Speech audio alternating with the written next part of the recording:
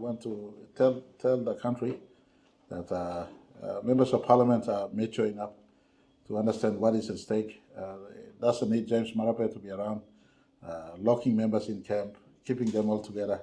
So I decided to use this moment to fill in there's two outstanding things in my calendar, in my diary that needs to be done, both in Brisbane, one meeting at the University of Queensland for PNG student placement, and another conversation with Broncos to partner our PNG team for 2028 in preparation. So I just thought I'd take this time out and to signal to the country that we are not in strict lockdown.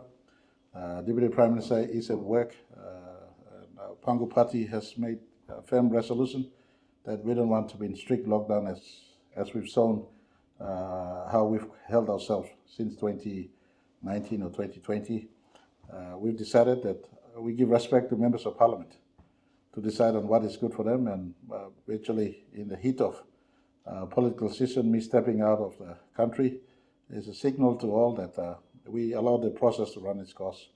Members of parliament to decide what is good for themselves. It's a choice between Marape or Iparas. Members of parliament will pass fair judgment. I speak also for Governor Iparas. He's a senior man in his own right, been governor since 1997. Members will pass fair judgment in the context of what we face today. Pangu Party, of course, will defend our Section 63 invitation, but as party leader, Deputy Party Leader standing with me, our Deputy Prime Minister, Minister Siamalali is a regional leader. We all have made it our business to allow members to be at total freedom to decide what is good for themselves. The court has compelled us to come back to Parliament. I've released press release that we will honor the court's order. Court's order is very explicit. Court order is very explicit. I'm hearing from the grapevines that some members in the opposition are trying to withdraw the signatures from the court, from the motion of no confidence. I just want to ask them, please respect yourself, preserve your dignity. The court has given explicit directions for us to deal with the motion that is on foot. And on Tuesday, we will go in Parliament and listen to what the Speaker says. But for me stepping out in this heat of the moment is an indication of my respect to all members of Parliament. I've been Prime Minister 6 years.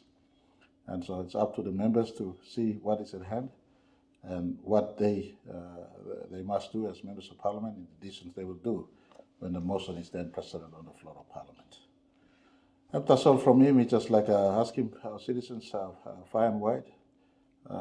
Let's all follow the due processes. Let's all respect the law of our country, live within the laws of our country, and we're contributing to our country's well-being by citizens far and wide respecting our country, especially to all my sons in all my press. I keep on saying, respect the girls in your neighborhood, respect the mothers, respect women amongst us. That is your greatest contribution to our country, and I once again close this press up asking all of us, respect each other, especially the girls and women and mothers of our country. Emtasol, thank you too much. I'll be back sometimes next week. And of course, Parliament is sitting on Tuesday, so maybe before Tuesday, but I just want to step out and allow members to see what is best for themselves, instead of being around and being accused of being a dictator, controlling members. I just step out and allow members to have a freedom to themselves to decide what is good for the country. Emtasol, yes. From Post Square, the media have reported that you said Secretary Batas on a WhatsApp group. What is your response to that? Not necessarily sacking. I think that's a wrong word to be used. We politely ask him. Governor Iparas and me have mutual respect for each other, but it's nothing between me personally, from Hela and Governor from Enga Province. It's far bigger. The coalition we have is a far bigger coalition. Over 90 members are in that coalition, and the members need to speak freely to themselves. And it's not fair on the West when we have the alternate being also in that caucus. So the inferences that it was a hostile text is far from the truth. It was a respectful text asking him in the face of the rest of the government caucus that he remove himself from the caucus. And he respectfully heeded our call.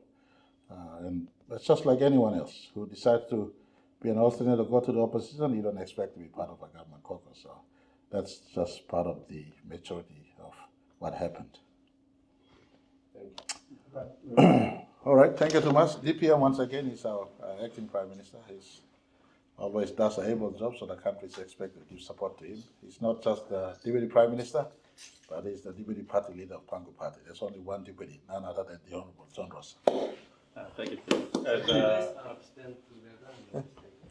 Whilst we're on that, I'd like to advise everyone also too that, as you can see, Pangu Party is not stressed. Speaking as a Deputy Party Leader, our Party Leaders and the Prime Minister is leaving for Australia to do a bit of, in this crucial time leading up to the expected vote of no confidence, but as a party we're not stressed.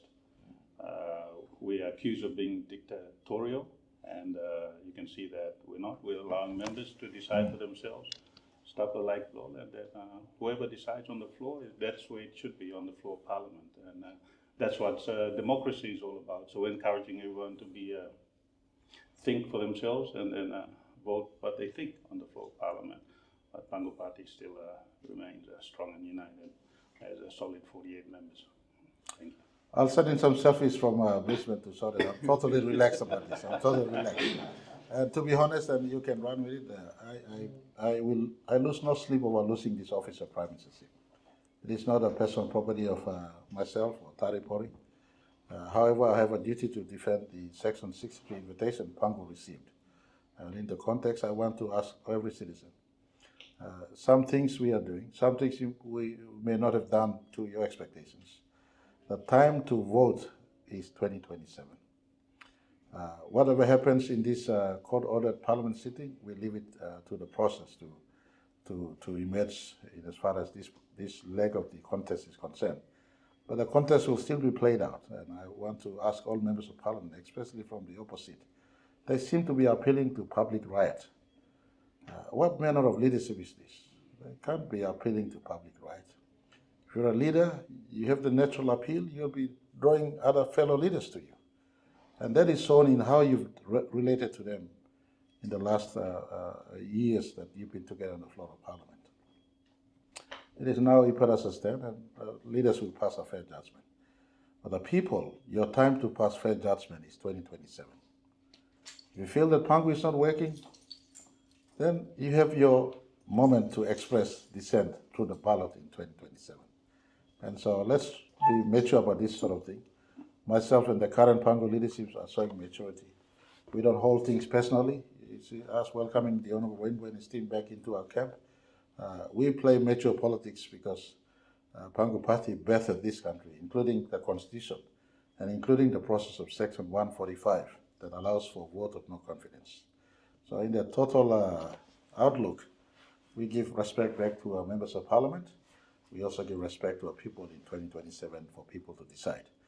Our caucus have agreed that next year our budget will heavily feature support to the Electoral Commission in some of the Electoral Commission reform requirements so that we prepare 2027 voting platform, a better voting platform for our people to exercise the Section 50 rights in as far as vote for leadership is concerned. So it is not as if one man or one party will rule forever. You have that pause in 2027. Just like we have this pause next week when Parliament decides. The better pause for entire country to decide is when 2027 national general elections come around. That's when you decide on who your leaders is. And I want to appeal to all these one-man parties running around making big noise as if they have authority from the people. Go and contest a fair election. Go contest 2027. Endorse your candidate. Put your face on your candidate's ballot papers. Tell the country that you're a better face than Marape or Rosso in as far as party leadership is concerned. It's a simple process. Contest election, put your face, just like we did in 2022, when all these who were marching off in opposition contested the election. I lost the Honorable Robert Agorobe in Central. I lost the Honorable John Simon in Maprik, two of Pangu Party's founders of this government in 2019. It just shows that we never participated in illegitimacy in 2022 elections.